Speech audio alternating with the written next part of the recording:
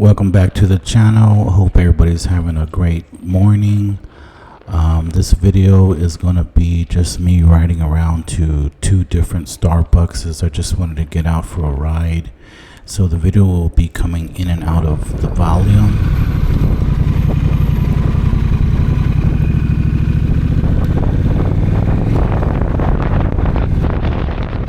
And there you go. I have nice neighbors. They wave at people they don't even know.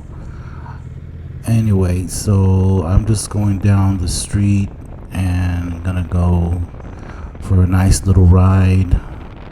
If you don't know, this is the Honda Rebel 2024 1100 DCT model. It's a great motorcycle if you've been off for a long time, because it's so easy to ride. Let's listen to that engine. Here comes a stop here.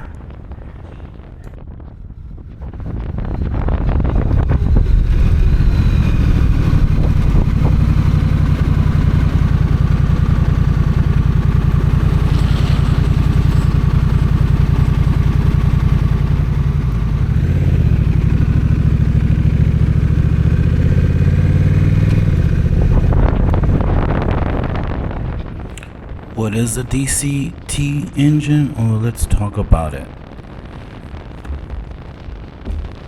When you have just a regular transmission, every time you want to go from one gear to another gear, you have to pull in the clutch, which cuts the power from the engine to your wheel, and for 1 or 2 seconds you just don't have any power until you shift a gear, and then you re-engage power and you continue riding. What's the best way to combat that? Well, Honda adds another transmission to the bike. So this bike technically has 2 transmissions. Oh dude, I just sounded like Elmer Fudd. We hunting rabbits out here.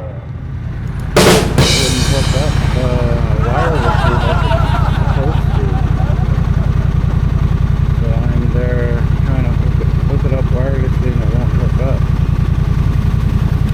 So I don't know what's up with that. So I need to keep checking that. I'm about 200 miles now. So almost 300 and it's broken in. And we'll see what it does.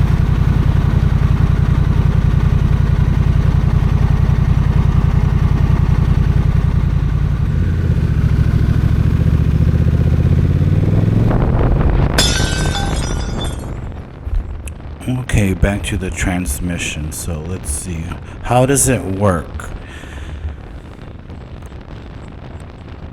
Well, when you are in, let's say, gear number 2, obviously one transmission and its clutch are working gear 2 for you, but the computer knows you are increasing your speed to go to gear 3, so preemptively the other transmission engages gear number 3.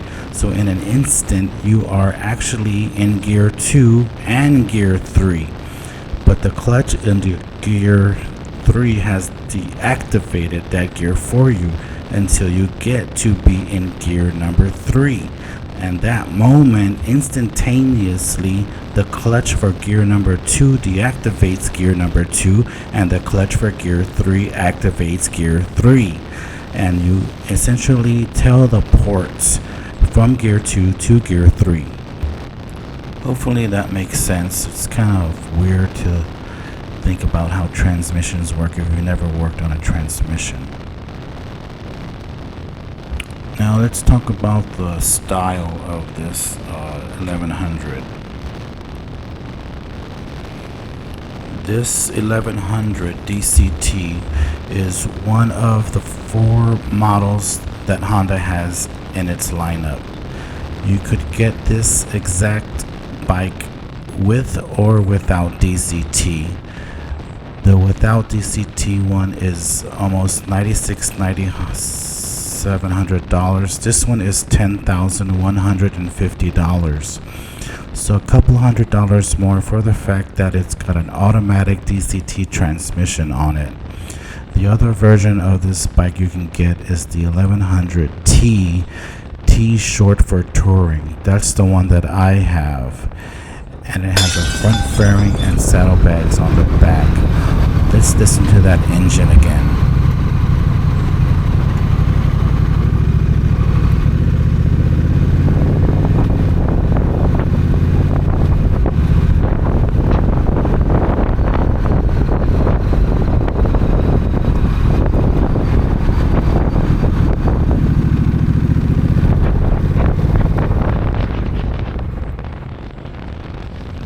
The colors on this motorcycle can be either metallic blue or metallic gray,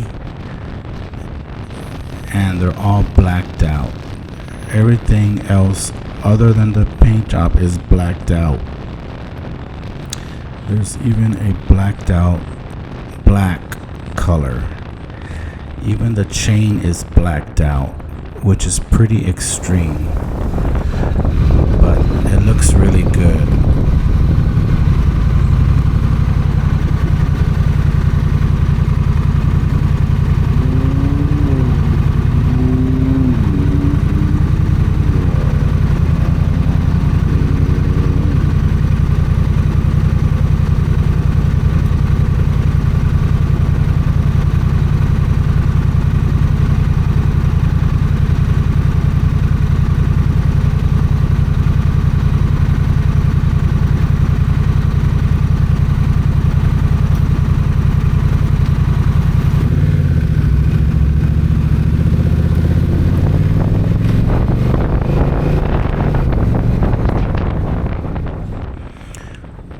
This new Rebel 1100 is very far from a beginner bike.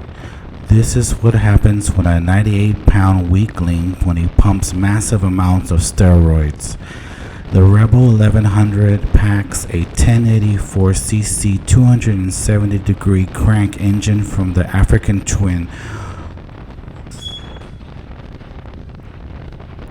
This engine turns out 86 horsepower and 72 pound-feet of torque from the crank, 15 less from the African Twin.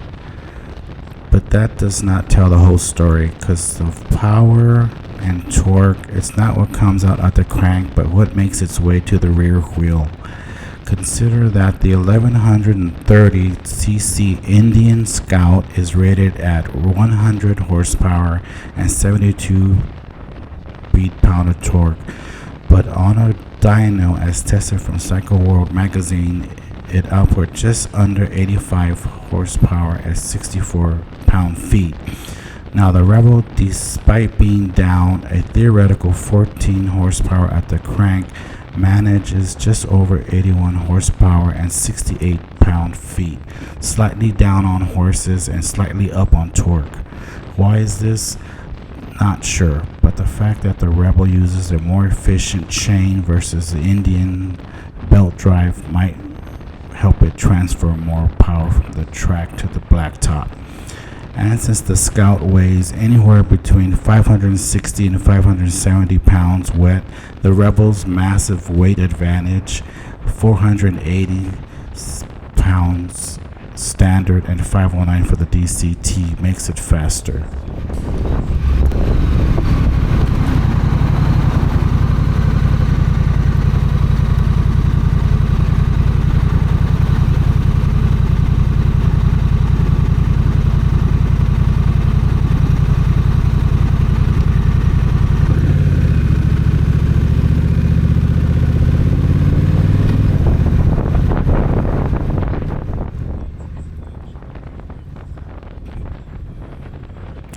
The Rebel uses throttle-by-wire, also sourced from the African Twin, which allows for cruise control, which is a very nice feature in this class, especially at the Rebel's price. Sound-wise, the 270-degree crank makes it sound like a snarly V-twin. But how is it on curves? Damn good, surprisingly good for a cruiser. So good you have to look down occasionally to remind yourself you're not on a sport naked. The suspension travel is generous with 4.8 inches in the front.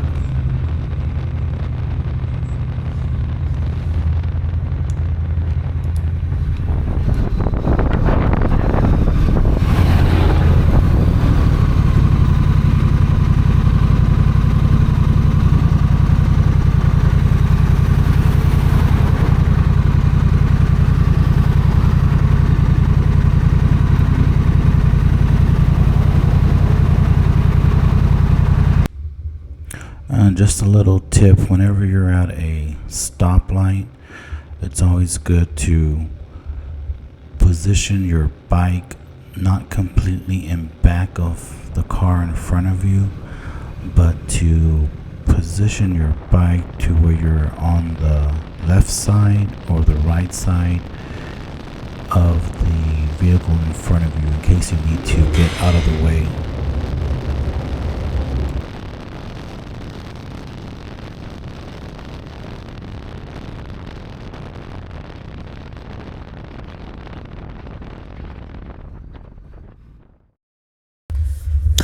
As you can see, where I placed my motorcycle is a little bit off to the left of the vehicle in front of me, and I'm always looking back in case a car does not stop. I have an exit right there to the left.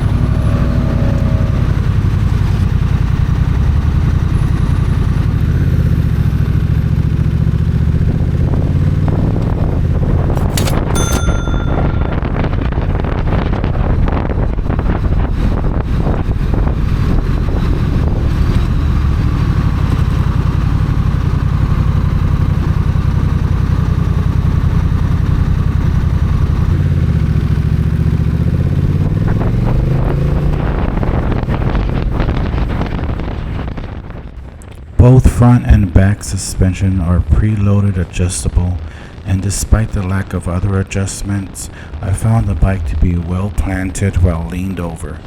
Transitions are quick due to low for cruiser weight, and the brakes, which weren't remarkable powerful, hold the Rebel down quickly from some exciting speeds. The Rebel offers Sport, Standard, Rain, and a customizable user mode, and they're pretty distinct. Rain mode is gentle as a lamb and was the one that you can use when you're on your test ride. Throttle response is mild, traction control is ramped up, and acceleration is leisurely. Standard is your normal, decently happy mode with a transmission mode prioritizing fuel economy. The Rebel feels lower gear than the African Twin. That might be the reason for the lack of logging.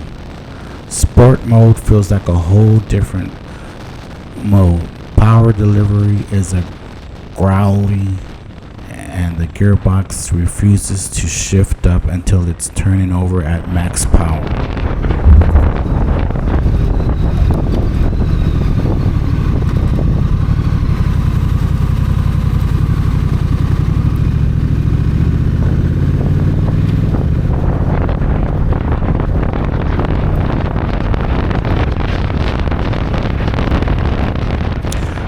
Coming up on this turn to get on 410, I was going a little fast, so I started braking, and I noticed that my braking was done too slow, so I kind of overturned, and you can see I kind of went into the other lane, so I got to work on that a little bit better. I knew there was no cars on that lane, so I just kept on going and approached the turn with carefulness. The bike is a lot of fun. It's got a lot of power. It will get away from you if you do not pay attention to the throttle. Even though it's a cruiser, it has speeds like a naked bike.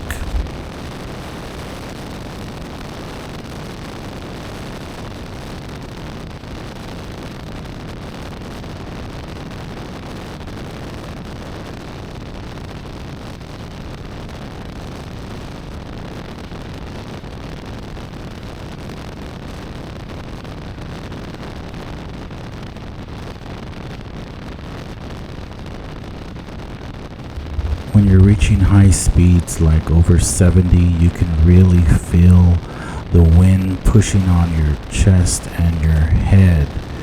If you turn your head to look, if you're gonna do a lane change and you want to turn your head to look if there's a car there, it really pushes on your helmet and you can feel your head being pushed to the left or the right.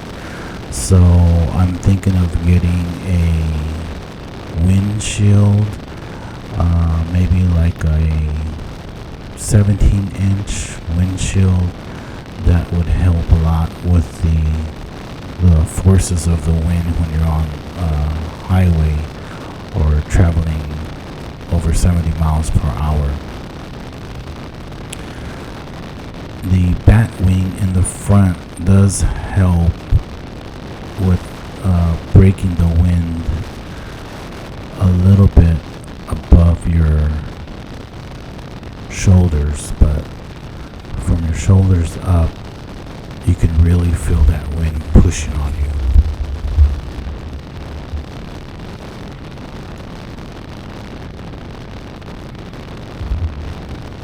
This ride was a great ride. It was a beautiful day. It wasn't too hot. I had all my gear on, and so far driving around San Antonio has been pretty calm. There hasn't been any crazy drivers so far that I've come across, and riding in the streets there is some debris you have to watch out for. I did come across a torn 18-wheeler tire that I had to swerve on. I didn't catch that on camera because the battery died on me. But other than that, it's been pretty easy. Notice the feeling of riding on highway speeds and just generally riding on the highway, it feels a lot more safer for some reason, even though I'm going faster. When I come down off the highway and I have to ride in the streets, I can feel more of alertness, like your spidey sensors turn on when you're more in the city, because you have to watch for everything, like especially traffic lights, intersections. When the light turns green at an intersection, I kind of wait at least 3 seconds and keep looking for drivers that are trying to beat the red light. I started doing that because just watching other videos on YouTube, riders that take precaution at red lights, helps a lot to keep you safe. Right here I'm approaching my exit to go into the Starbucks, and I noticed this Jeep in front of me was like a lime green, and then all of a sudden another lime green vehicle came up on the right side. Yeah. Check it out. Should be here.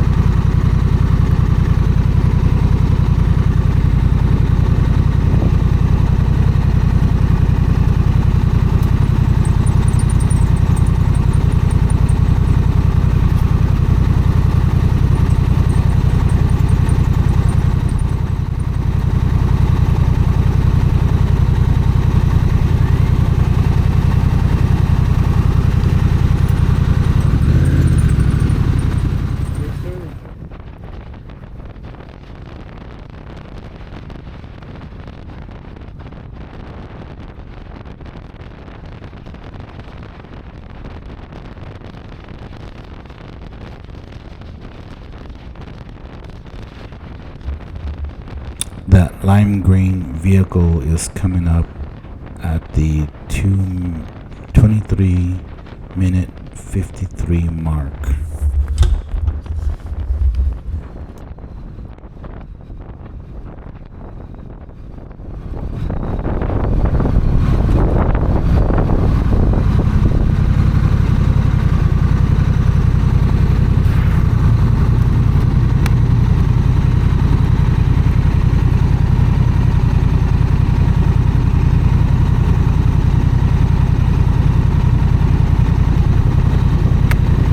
Hey Siri.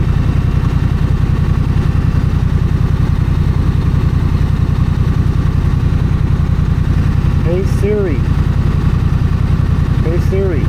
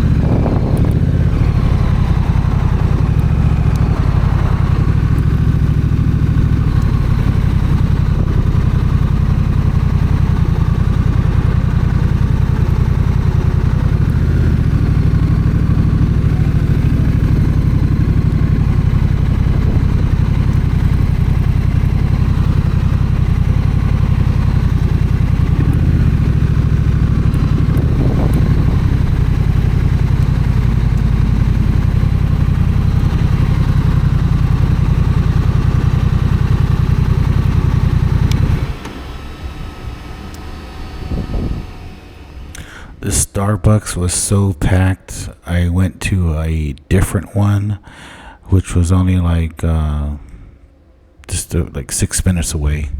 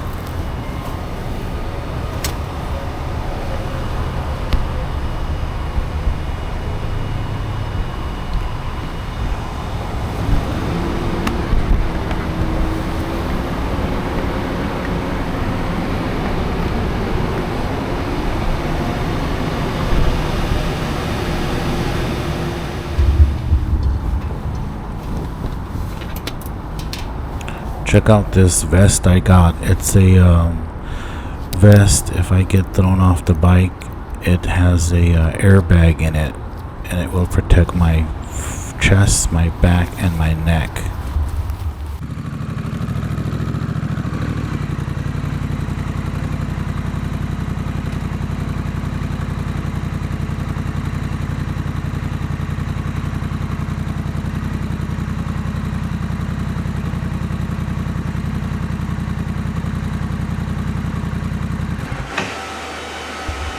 Thanks for riding with me again, guys. The front-facing camera got deleted for some reason.